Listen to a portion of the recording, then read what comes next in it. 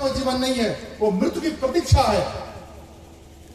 जिस शरीर को आप खूबसूरत समझते हैं उसके अंदर क्या होंगी, सारी सुंदरताएं भंग हो जाएंगी, सारा कुछ जीर्ण शीर्ण हो जाएगा, प्रत्येक व्यक्ति मरेगा और प्रत्येक व्यक्ति का अंजाम नहीं होगा। जीवन का अंजाम या निकला चीज कुछ अलग है, कुछ अन्यत्र है, उसको जानने का प्रयास करना पड़ेगा। इसलिए बुद्ध ने कहा कि ध्यान को करो, ध्यान को जाओ, ध्यान में उतरो, ध्यान को सीखो। और सारे बौद्ध संगीति में, सारे बौद्ध भिक्षुओं के अंदर केवल एक चीज का पाठ पढ़ाता है, विपश्यना ध्यान। खुद को ध्यान में जानने के लिए प्राणों के सहारे उस अंतरात्मा में, उस शून्य में उतरने का प्रयास करने का विधि विपश्यना। उस ध्यान को जानना है, उस ध्यान के तथागत कृत्य को जानना है जिसमें परमात्मा की समग्रता है, शून्य की संवेदनाएं हैं, सत्ता का विस्तार है और इस जगत का सारा आधार है। उस सत्य को जानना है। अंत में सारे मनुष्यों से, सारे बुद्धिजीवियों से जो कोटपाली ग्राम में किसी न किसी बहाने से, किसी न किसी आमंत्रण से, किसी न किसी अनुग्रह से इस पांडाल में आकर के या न आकर के इन शब्दों का आत्मसात किया, इन शब्दों को गंभीरता से सुना, उस सिद्धांतों को, उस सिद्धांत के वसूलों को बहुत गंभीरता से सुना, इसके लिए बहुत बहुत आभार, बहुत बड़े शुक्रिया, बहुत बहुत धन्यवाद। लेकिन जाते जाते मैं अपनी बातों को समाप्त करने से पहले एक आकांक्षा या कामना, एक प्रार्थना या विचार या सुझाव आपके सामने रख के जा रहा हूं कि अगर शरीर के अंदर की आत्मा महत्वपूर्ण आपके लिए है, चेतना महत्वपूर्ण आपके लिए है, तो इसके दिशा को बदल दीजिए, इसको दशा को बदल दीजिए। ताले में चाबी लगा करके बाएं तरफ कितना भी घुमाते रहेंगे, चाबी टूट जाएगी, लेकिन ताला नहीं खुल सकता। बुद्धिजीवी है तो ताले की चाबी को दाहिने तरफ घुमाइए, ताला खुल सकता है। अगर आपकी दिशा उल्टी है, सत्य की तलाश की करने की दिशा उल्टी है, तो दिशा को बदल देने की आवश्यकता है। रूढ़िवादी परंपराएं सत्य को लवरेज नहीं कर सकती हैं, सत्य का साक्षात्कार नहीं करा सकती हैं। इन विचारों को तोड़ना होगा, क्योंकि आप 21वीं सदी में जी रहे हैं, आप टेक्नोलॉजी युग में जी रहे हैं, आप एक क्रांतिकारी युग में जी रहे हैं, एक टेक्नोलॉजी में जी रहे हैं। और आंख पर पट्टी बांध करके विश्वास करने की आवश्यकता नहीं है। आंख को खोल करके, हृदय को खोलकर, विचारों को खोलकर, मन को खोल करके, बुद्धि को खोल कर, विवेक को खोल करके विचार करने का प्रयास करना चाहिए। इसलिए मैं कह रहा हूं समस्त सम्मानित कोटपाली ग्राम के वासियों से कि अपने भीतर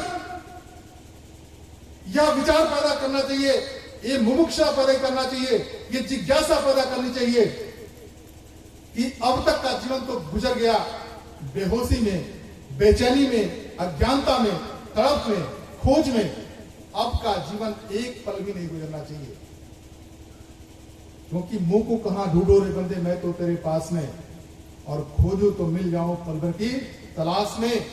ये कबीर की शुक्ति को याद रख करके अब तलाश करने का प्रयास करिए, लेकिन तलाश उल्टी नहीं होनी चाहिए, सीधी होनी चाहिए, भीतर होना चाहिए, बाहर नहीं होना चाहिए, बहिर्मुखी नहीं होना चाहिए, अंतर्मुखी होना चाहिए। ये सवाल आपके साथ, आपके हृदय के साथ, आपकी बुद्धि के साथ, आपके मस्तिष्क के साथ, आपके विचारों के साथ, आपके विवेक के साथ अनुदिश करके आपके सामने एक निवेदन के पूर्वक, एक विनम्रता पूर्वक आपसे मैं आग्रह करता हूं, खास तौर से नौजवानों से जो एक एक क्षण बिगड़ने का प्रयास कर रहे हैं, उनसे मैं खास तौर से आग्रह करता हूं। नशे में, मोबाइल्स में सूचना क्रांति अच्छी बात है, लेकिन जीवन को संवारना सबसे अच्छी बात है। अगर जीवन संभला रहेगा, सुलझा रहेगा, सुदृढ़ होगा, सुगमित होगा, तो जीवन का आनंद कुछ और आएगा। और ये विखंडित होगा तो जीवन उदासी से, मायूसी से, बेचैनी से, तड़प से ही भरा रहेगा और आप जीवन भर दौड़ लगाते रहेंगे, फिर कोई लाभ नहीं मिलेगा। एक बार फिर आप बोध समिति के सभी सदस्यों की तरफ से हृदय से आभार व्यक्त करते हुए आपके इस अमूल्य समय को वर्ण करके चर्चा को ध्यान से सुनने के लिए, शांति से सुनने के लिए, प्रेम से सुनने के लिए एक बार फिर हृदय से आभार व्यक्त करते हुए सभी लोगों को जोहार, जय निगम।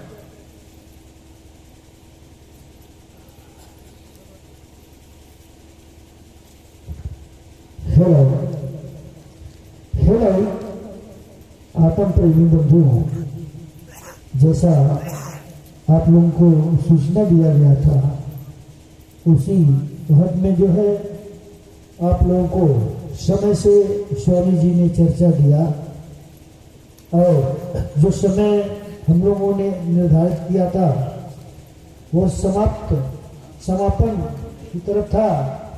अब वो आत्मबोध समिति की तरफ से स्वामी जी के पास से ये जो प्रसाद जा रहा है, मैं चाहूंगा हाँ, कोई अगर क्वेश्चन आप लोगों के पास उत्पन्न हुआ हो, जानने का जिज्ञासा हुआ है, कोई शब्द सुन लीजिए, कुछ सवाल है, कुछ संशय है। अभी हमारे स्वामी जी ने बहुत सारे वाणी हम लोग के सामने रखे, जैसे कि बोले मंदिर में कुछ नहीं है, कहीं भी पत्थर का मूर्ति उर्ति हम लोग मानते हैं, इसमें कुछ नहीं है। ठीक है, हम लोग मान लेते हैं कि मूर्ति भी नहीं है, ना कि दुनिया में ईश्वर है। अभी हम स्वामी जी से एक सवाल करना चाहते हैं। स्वामी जी, आप इतिहास को मानते हैं? आप पहले तो सब करिए, एक बार अब बता दीजिए ना, आप इतिहास में मानते हैं? मैं इतिहास को जानता हूँ, मानता नहीं। अच्छा ठीक है, इतिहास को हम लोग सभी जानते हैं, सब कोई पढ़े हैं। इतिहास में कभी कभी हम लोग को पढ़ने को भी मिलता है कि 1600 BC है ना, BC मतलब बिफोर क्राइस्ट। तो हम लोग को किताब में भी पढ़ने को मिलता है BC बिफोर क्राइस्ट मतलब before the birth of Jesus.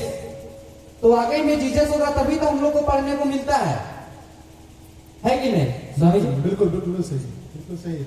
अब अभी स्वामी जी बोले कि ईश्वर भी नहीं है। ठीक, हम लोग ईश्वर को भी नहीं मानते हैं। जैसे कि हम लोग अभी एक श्री राम जी का उदाहरण लेके कहना चाहते हैं।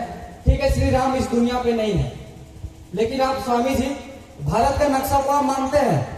आप अपने सवाल को रखिए, मैं जवाब दूंगा आपको आसानी। ठीक है, भारत का नक्शा है, उसमें अयोध्या क्यों है, काशी क्यों है, उसमें अमरनाथ क्यों है, जगन्नाथ क्यों है? अब फिर से अभी एक बात और मेरे को सुनने में आया था कि खान पीन के बारे में, है ना।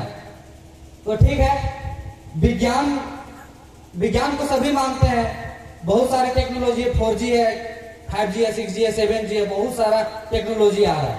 तो विज्ञान हम लोग को साइंस में भी पढ़ने को मिलता है इकोसिस्टम।